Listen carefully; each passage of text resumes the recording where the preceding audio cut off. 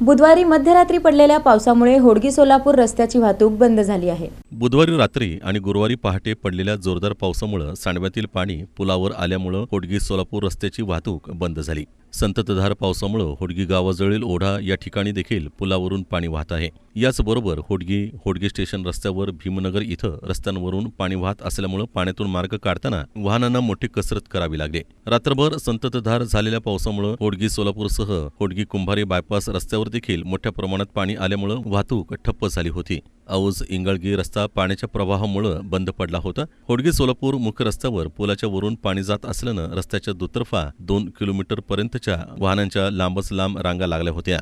या ठिकाणी औष्णिक ऊर्जा प्रकल्प, सिमेंट कंपन्या असल्यामुळे रात्रपाळीसाठी आलेले सर्व कर्मचारी चोहोबाजूंनी पाणी आल्यामुळे अडकून पडले होते। अडकलेली जड वाहनं सकाळी कुंभारी बायपास रस्त्यानं बाहेर काढण्यात आली।